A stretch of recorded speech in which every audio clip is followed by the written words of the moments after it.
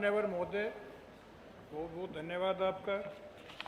आपने बहुत ही गंभीर प्रश्न पर मुझे बोलने का अवसर प्रदान किया। बिजनौर जिले में चांदपुर तहसील में लगभग 10-12 वर्षों से पानी की बाढ़ आ रही है, गंगा के पानी की, और हर वर्ष कम से कम 5 बार बाढ़ आती है। आज भी बाढ़ आ रही है वहाँ पर और बुरी तरह से किसानों की फसलों को बर्बाद करके रख दिया है।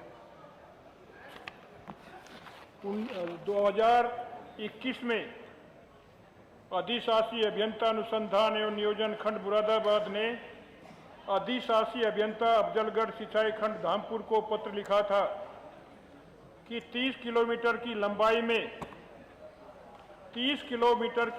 में तटबंध बनना है।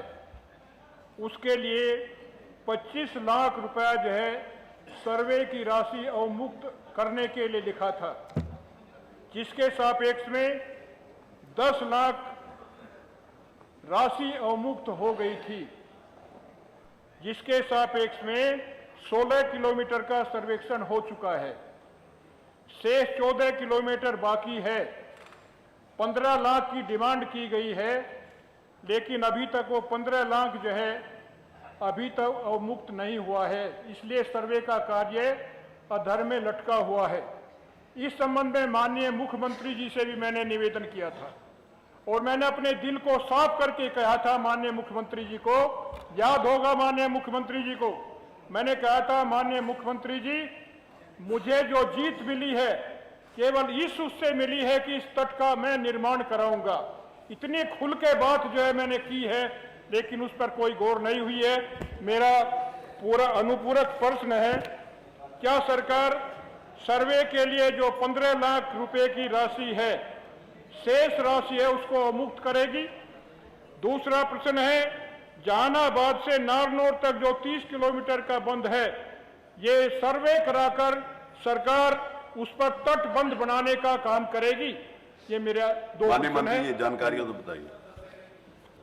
देखिए, आपने जो प्रश्न किया है वो आपने जनरल जो किसानों के जलमग्न, आपने कोई पर्टिकुलरली जहां पर 25 लाख रुपए दिए गए हैं किसी पुल के लिए, वो अगर आप किया होता तो उसकी जानकारी होती। आपने जनरल एक प्रश्न, मैं आपका प्रश्न पढ़ता हूं, बरसात में गंगा नदी पर बाढ़ के किसानों की फसलें जलमग्न होकर खत्म हो गई, लेकिन आप यहां पर बता रहे हो कि एक किसी योजना के लिए 25 लाख रुपया दिया, यही कहा ना आपने?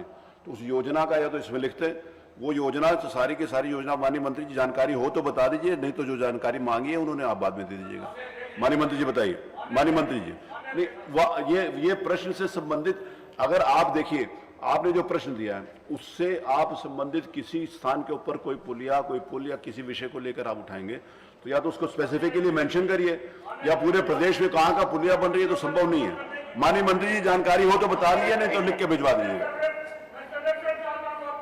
बहुत गंभीर समस्या है। मैं आपकी समस्या के प्रति मैं नहीं कह रहा, बड़ी समस्या है, बुरी हालत आपकी समस्या से मैंने एसडीएम साहब को भी लिखा है, वो आप लिख के दे तो मैं टेबल कर देता हूं। आप मुझे दे दीजिए, उसका जवाब मंत्री जी हो तो बता दीजिए, नहीं तो बाद में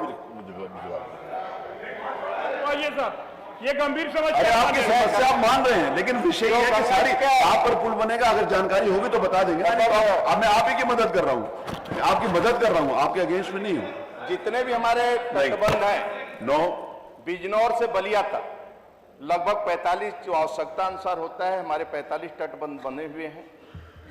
बिजनौर में हमारे दोनों दाएं बाएं दोनों तटबंध हमारे बने हुए हैं।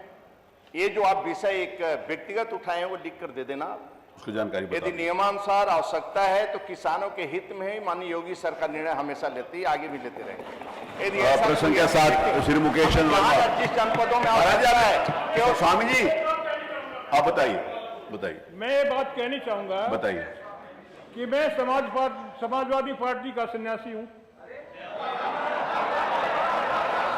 इसलिए जो है काम 2 वर्षों से नहीं हो रहा है। मैं माननीय मुख्यमंत्री जी से निवेदन करूंगा, स्टाफ का मामला है, माननीय मुख्यमंत्री जी स्टाफ का मामला है, मैं आपसे जो है इस बारे में भीख मांगता हूं